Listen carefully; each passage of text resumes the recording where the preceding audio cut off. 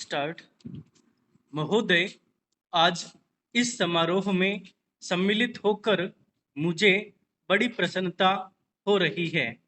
जब से मैं आपके नगर में पहुंचा हूं, आपने जिस प्रेम और उत्साह के साथ मेरा स्वागत किया है, उसके लिए मैं आपको धन्यवाद देता हूं।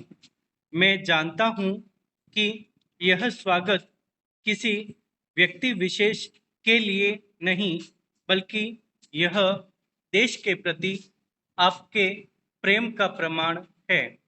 भारतवर्ष जब से स्वतंत्र हुआ है, उसके सामने बड़ी बड़ी कठिनाइयां रही हैं, परंतु ईश्वर की दया से हम एक एक कठिनाई को हल करते गए हैं और आज कहा जा सकता है कि अब हमें प्रगति के लिए प्रशस्त मार्ग मिल गया है।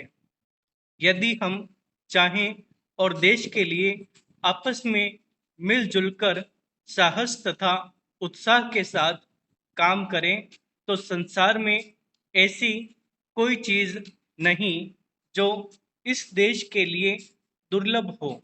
इसलिए एक ऐसे दिन का मनाना जिस दिन देश की उन्नति के लिए एक बहुत बड़ा कदम उठाया गया था, स्वाभाविक ही है। अंग्रेजों के साथ जिस समय स्वराज्य के लिए समझौता हुआ, उस समय उन्होंने और सब चीज़ों के साथ साथ एक काम और किया, जिसका परिणाम कुछ भयंकर हो सकता था। जहां एक और अंग्रेजी राज्य सीधे तौर पर चलता था, वहां दूसरी ओर देशी नरेशों के अधीन 600 से अधिक रियासतें भी थी।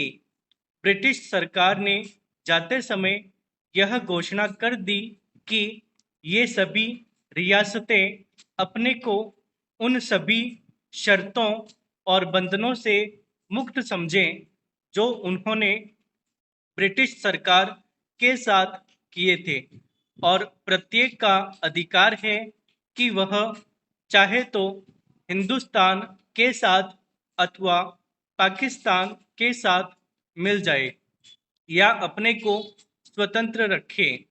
एक नीति के रूप में यह बात बिल्कुल ठीक थी, परंतु यदि हमारे देशी नरेशों के हृदय में भी वह देश प्रेम नहीं होता, तो उन्होंने दिखलाया तो संभव है कि एक भारतवर्ष के बदले आज भारतवर्ष के कई टुकड़े हुए होते।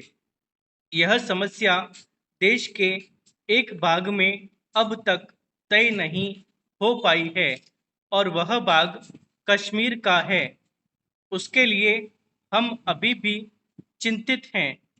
देशी नरेशों के देश प्रेम, उनकी दूरदर्शिता और समय को पहचान कर उसके अनुसार अपने को ढाल लेने की उनकी शक्ति के फलस्वरूप ही भारत के दो टुकड़े हो जाने पर भी विशाल भारतवर्ष आज रह गया है।